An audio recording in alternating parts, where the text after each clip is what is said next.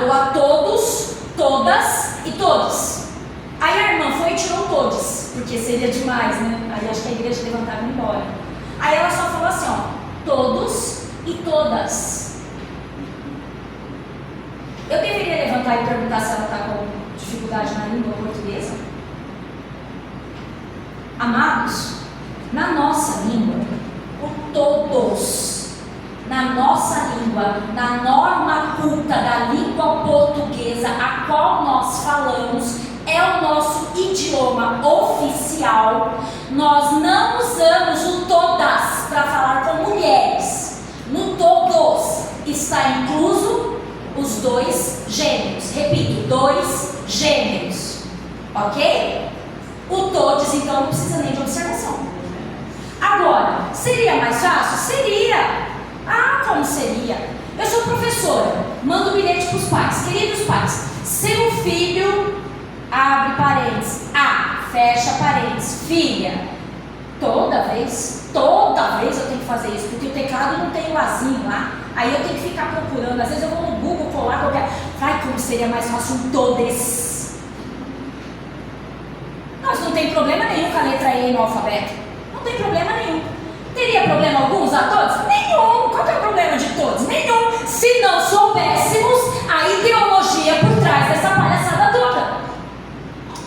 Porque nós sabemos a ideologia que está por trás disso, nós não usamos. Então não se vem para o púlpito da palavra de Deus, da igreja de Deus, da Bíblia de Deus e diz boa tarde todos e todas. Porque nós temos que ter conhecimento de que por trás disso existe toda uma ideologia satânica. Então nós temos que nos posicionar. Percebam, o problema não está com a vogal entre duas letras. O problema está com o que está por trás disto. E nós temos que ter conhecimento. Ah, irmã, mas o feminismo foi bom, porque as mulheres têm direito. Coitada, olha como elas sofriam. Sofria, irmão, sofria mesmo. Mas o feminismo também é uma ideologia satânica, onde a mulher não acha, a mulher é defendida, é colocada como se o marido e os filhos fosse um fardo que ela carrega. A sociedade está colocando cada vez mais que a mulher que tem que prestar contas a marido, ela está sendo subjugada. Quando que na palavra de Deus, quando fala para a mulher, não é subserviência. Deus não está falando para a mulher ser subserviente. Deus está falando para a mulher ser respeitosa. O homem, uma casa... Vamos zerar aqui. Lembra quando Moisés subiu o monte? O que o povo fez lá embaixo? Fez o quê? Um bezerro de ouro. Ah, mas quando Moisés voltou, cada um no seu lugar. Opa, eu não. Foi ele, eu não. Porque o povo precisa de um líder. Uma casa precisa de um líder. E a gente já sabe que o líder é o homem. E que o homem fica assim, ó. Mas se a minha mulher mandar, eu faço. Tá ótimo, maravilhoso, é bom. Vai assim mesmo. Contanto que ele seja respeitado. Uma casa, um reino com dois reinos, não vai subsistir. Vai indo, até que uma hora racha. Um é o que governa a casa, o outro lhe é ombro. Ombro, sabe o que significa? Falei uma mulher que é auxiliadora? É aquela que é ombro, que é igual, que luta junto, que está ali, dando força, dando apoio. Não é aquela que tem necessidade de dizer, fala que quem manda sou eu. O feminismo cria uma disputa dentro do lar, onde alguém tem que mandar, e não pode ser o homem. Coitado do homem branco casado. Infeliz, porque se é branco, danou-se. Porque agora quem sobe são os negros. Se é hétero, piorou, porque os direitos não estão para os héteros. Certo? É branco, é hétero e é homem, acabou com o macho da sociedade. E nós cristãos vamos achar isso normal? Isso é normal? Dividir raças é normal? Dividir gêneros é normal? Dividir um lar é normal? Nós temos temos que entender o que acontece para sabermos nos posicionar. Parece bonito, irmãos? Parece. Quer defender? A gente quer. A gente quer sim, irmã. Só sabe quem já passou. Eu sei como é isso. Vamos aí, não diga a ninguém aqui. A irmã não sabe, não. Sei.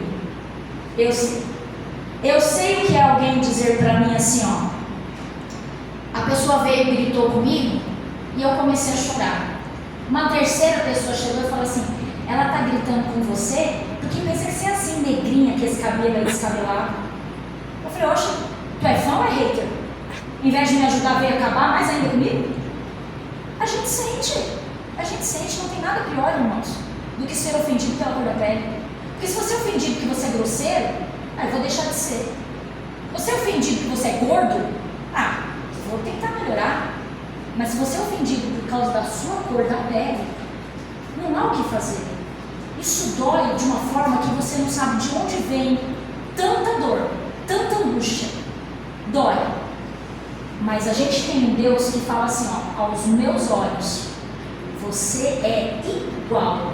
Eu amo branco, eu amo negro, eu amo pardo, eu amo mestiço, eu amo a todos. Todos vocês foram planejados por mim. Todos vocês foram sonhados por mim. Isso é o que diz a palavra de Deus. E a gente não pode sair desse amor. A gente não pode sair dessa promessa. Sansão, ele começou a descer na vida dele quando ele decidiu ir para Tina.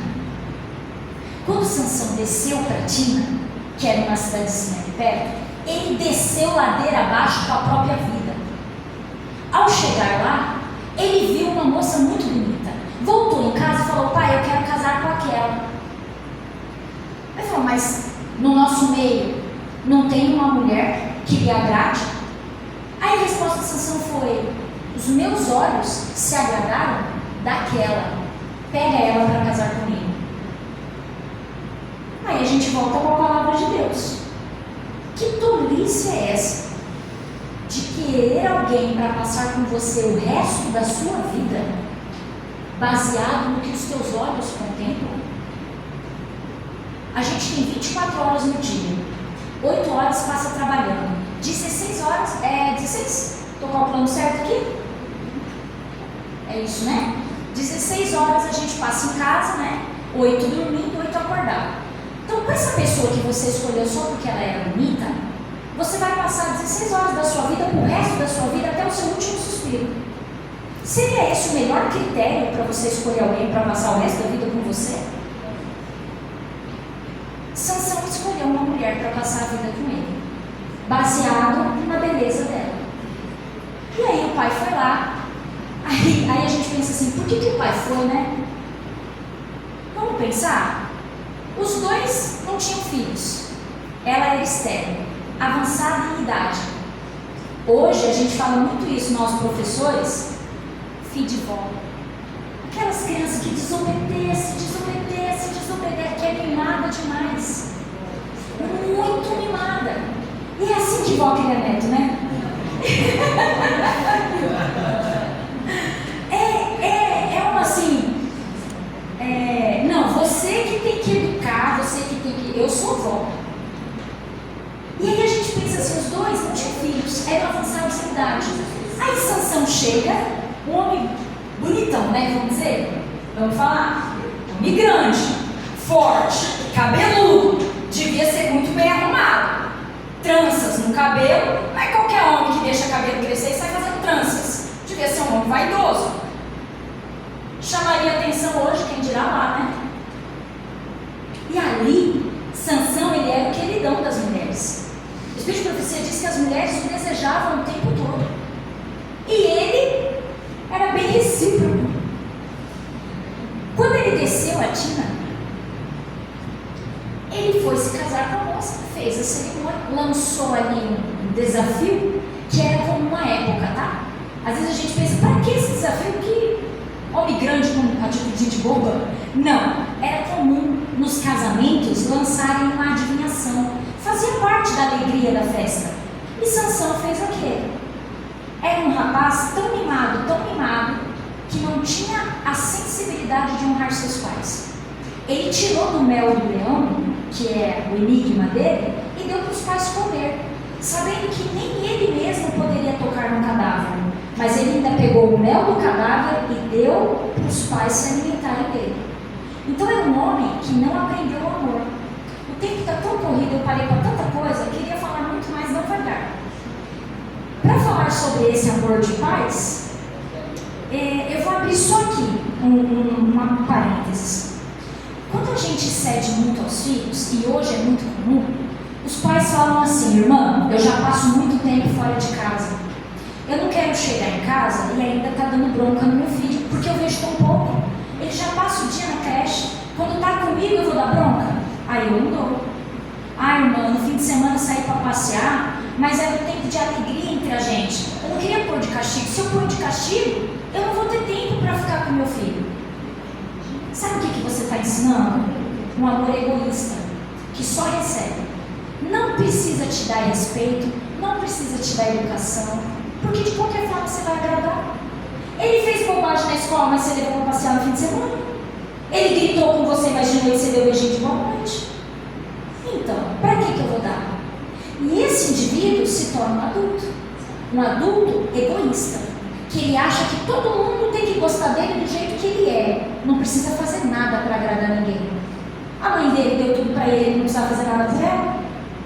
E é aí que os pais envelhecem e os filhos põem no asilo, porque não aprendeu a amar esse pai. Quando esse pai não tem mais nada para dar, não tem mais nada para barganhar, deixa de ser útil e é guardado no asilo. Mas a culpa é do pai, que lá na formação ensinou para o filho que o amor egoísta, o amor que só recebe, é legal. Pode continuar assim, continua fazendo assim.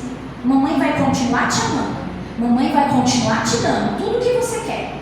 Quer ir no burilão no fim de semana? Gritou com a mamãe? Não pode, hein? Mas vamos no burilão sim. Amor egoísta. E isso vem de volta, viu? Porque o lixo que vai para o mar cospe de novo para ele. Não pense que você fez errado e agora o mundo cuida. Não. Vai vir em você de novo. Cuidado com o filho que você cria, com a educação que você dá, com aquilo que você permite. Sansão era filho mimado, não aprendeu a amar os pais, não teve nenhum respeito ao lhes dar do mel do cadáver, não se importou, não deu a mínima e foi para a festa de casamento. Chegando lá, sabemos a história. Tudo deu errado na vida de Sansão. Ao ver que a mulher dele foi dada para outro, depois de uma briga que ele causou ali, ele ainda foi e pegou raposas, 300 raposas. Raposa é um cachorrinho bem veloz, com um rabinho bem peludo, que corre muito. Imagina Sansão pegando 300. Gente, esse homem era grande, forte e veloz. Porque para pegar 300, na hora que ele pegou uma, amarrou na outra e lançou, as outras já correu, né? Não é tão bobinho assim. Mas pegou as 300. Com que velocidade esse homem correu atrás dessas raposas? Oh. Velocidade é essa? Um homem cheio de habilidade e talento, e só usou para o mal. Quando este homem se lembrou de Deus, foi quando esse povo que teve a plantação toda queimada, desceu lá no povo de Israel e falou assim: ó, entrega a Sansão para nós vamos matar todo mundo. Tá, a gente entrega. Foi lá e falou: Sansão, a gente vai te amarrar, depois você se vira. A gente vai entregar você lá para eles, porque senão eles vão destruir. Tá, pode entregar. Entregou, Sansão todo amarradinho. Chegou lá, pegou o jumento que estava ali morto do lado, arrancou o queixo e matou 1000 homens. Ele matou 1000 homens com a ossada de um jumento. Depois que ele terminou de matar, e até aqui a Bíblia não fala dele com Deus, terminou de matar, ele foi para Deus pela primeira vez. Se ele orou antes, gente, não dá para a gente falar, a gente não sabe, a Bíblia não menciona. Mas o que a Bíblia menciona é que esse foi o primeiro momento de conversa dele, que nós vemos.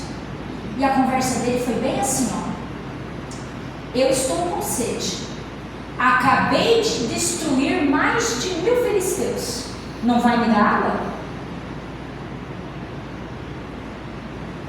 Sabe o que Deus responde para esse homem? A água vai brotar da rocha. Sansão era mimado de Deus? Não. Eu vejo nesse texto Deus falando com Sansão como a gente fala com os nossos filhos que desobedecem. Sabe quando o filho humilha? Aí o filho chega e pede uma coisa, e aí fala assim, por exemplo, mãe, arruma um dinheiro para mim que eu estou sem combustível para pôr na moto. Às vezes você não tem. Às vezes é o último dinheiro que você tem ali na sua carteira, que você contou para ir andar de ônibus no dia seguinte. Aí você fala, filho, quanto que você precisa? Sabe, com aquela dor, com aquela angústia, aquele sofrimento que só mãe que tem filho rebelde sabe o que passa. Eu vejo Deus fazendo a mesma coisa. Deus estava o tempo todo ali dando força, velocidade, habilidade, cuidado. Aí Sansão vira para ele e fala assim, fiz o que você queria, agora não vai dar água para mim? Eu acho que Deus, assim como nós pais, com filhos rebeldes, tem água, filho, tem água na rocha. Sansão bebeu. E depois disso, alguns dias, ele foi para o prostíbulo em casa. Lá no prostíbulo, à meia-noite, depois de já ter saído com várias mulheres, o Espírito de profecia é bem mais detalhado, ele acorda à meia-noite. Porque o povo, os filisteus, tinham ouvido que ele estava lá dentro daquele prostíbulo. E fizeram um cerco. Falou, a hora que ele levantar, a gente pega ele aqui no portão. Uma cidade murada, fechada, portões altos. Vamos cerrar o portão, fechar e a gente aguarda ele aqui. Só que enquanto eles estavam se preparando, uma voz acordou Sansão. Sansão despertou e por alguns segundos ele pensou em Deus. Por alguns segundos, e sabe o que era isso? Era ter sentido que Deus estava ali. E quantas vezes a gente está na hora errada, no lugar errado, com palavras erradas, e a gente ouve aquela vozinha, a gente sente aquela presença de Deus falando, não é assim, você está errada, não fala isso, não frequenta esse lugar, não come essa comida, não sai com essa pessoa, não faz sociedade com quem não é fiel, não entra em comunhão com quem não é fiel. E a gente sabe que é de Deus, porque a gente ainda fica assim, se faz jeito de fazer de bobo. Sabe quando a gente faz de bobo? Faz assim, será que é Deus falando comigo? Passou. Assim foi Sansão. Quando a voz do Espírito Santo acordou ele à meia-noite, ele sentiu, Deus me acordou. Vendo a emergência de ter que lutar, de ter que resolver, ele levantou, pegou o portão, ergueu nas costas e foi embora. Como se nada estivesse acontecendo. Deus ainda estava ali. E quantas vezes a gente já errou, e a oração até foi essa, quão indigno eu sou, quão indigna eu sou, mas o Senhor me colocou aqui, o Senhor me chamou outra vez. Quantas vezes a gente pensa, quão indigno eu sou, mas Deus pôs a palavra certa, eu falei o que a pessoa precisava ouvir, eu cheguei na hora que a pessoa estava precisando de ajuda, eu fui a resposta de uma oração. Meu Deus, eu não mereço tanto. Deus, quando planejou Sansão, quando falou com a mãe dele, ele sabia que Sansão iria fracassar. Deus já sabia dos teus fracassos, Deus já sabia das nossas derrotas, Deus já sabia quantas vezes a gente ia se fazer de bobo, fingindo que não escuta a voz dele, ignorando a voz de Deus, porque a nossa própria vontade fala mais alto. A vontade de Sansão não era servir a Deus, então ignorar a voz do Espírito Santo era muito mais cômodo. E será que não é isso que nós estamos fazendo? Tornando cômodo demais, vivendo a nossa vontade e vindo na igreja dizendo que serve a Deus, respondendo 7 na lição, devolvendo dízimos e ofertas, frequentando todos os cultos, e lá na tua casa a tua vontade é a que prevalece? Com a sua família, com o pessoal do trabalho, é a sua vontade que prevalece? Será que nós não somos Sansão? Porque a gente olha para ele e fala: como que pode? Será que ele não estava vendo? E quantas vezes Deus tem que ainda te falar para que você veja o que você está fazendo, para que eu veja o quanto eu estou desprezando Deus na minha vida diária? Quantas vezes eu pego a Bíblia para ler? Quantas vezes eu dobro o meu joelho para orar? Quantas vezes eu consulto a Deus antes de uma decisão? Quem sou eu para julgar Sansão? Quem somos nós para falar quão tolo ele era? Quão tolo tem sido eu e você, perto dos dias em que Jesus virá a este mundo, que nós estamos desejosos de aguardá-lo e dizer: esse é o Senhor a quem nós esperávamos, e nós estamos colocando a nossa vontade acima da vontade de Deus. Sansão fez isso até o fim. Ele encontrou com Dalila, mas Dalila não era mulher tola. Ela era fiel às crenças dela, ela era fiel ao Deus dela. O único tolo é aquele que tem um Deus verdadeiro, um Deus que ouve, um Deus que responde, um Deus que se manifesta, um Deus que cura, um Deus que cuida, um Deus que salva e age como se ele não existisse. Esse é o tolo. Dalila foi fiel aos princípios dela. Ela entrou no relacionamento para enganá-lo e até o fim ela se manteve. Mas Sansão nasceu para servir a Deus, e nos fins dos seus dias ele ainda não o servia. Dalila entregou Sansão, arrancou-se dele os olhos.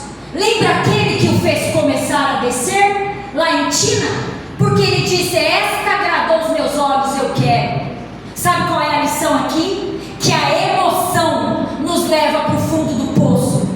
Romanos capítulo 12 nos diz: quero de vocês um culto racional, porque a fé é racional, e eu preguei isso da última vez que aqui estive. É a razão, é a lógica. Deus quer que você o sirva porque você livremente percebeu que não há outro caminho fora dele.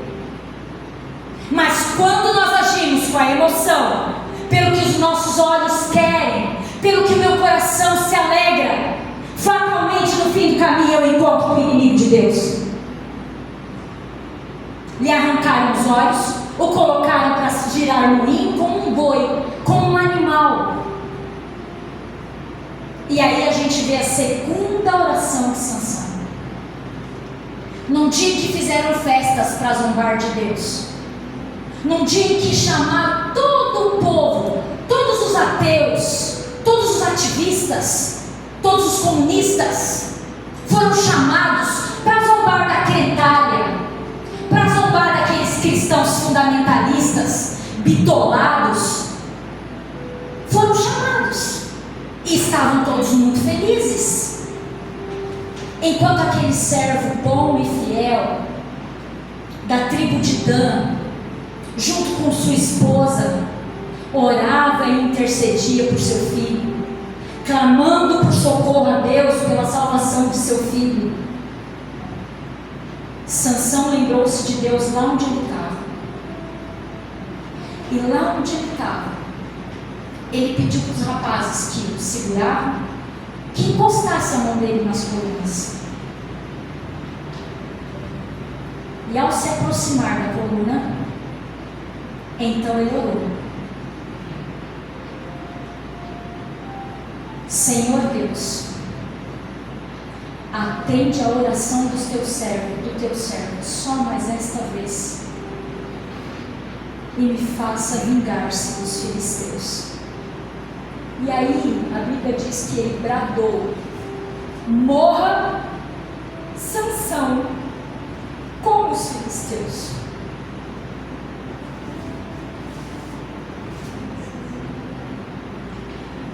A família de Sansão subiu dias depois para levar aquele corpo gigante que estava imerso em escombros escombros, tijolos, ferro, cimento, isso daí vocês entenderam?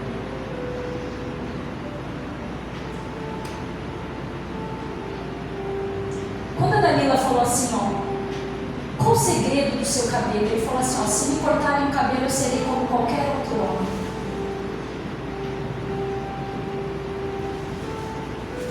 O cabelo não era força de Sansão, mas era símbolo de comunhão. Não a de Sansão, mas a de um Deus que não se apartou do seu filho, por mais desobediente que ele tivesse sido. Nós vamos esperar isso acontecer conosco também? Por quanto tempo a gente ainda vai querer ser visto como qualquer outro homem?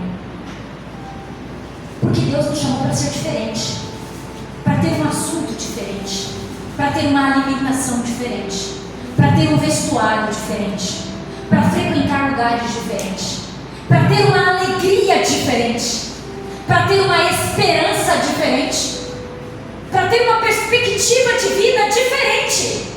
Nossa, mulher, por que você é tão diferente assim? Eu percebo que você tem uma coisa em você, uma luz. É para ser diferente.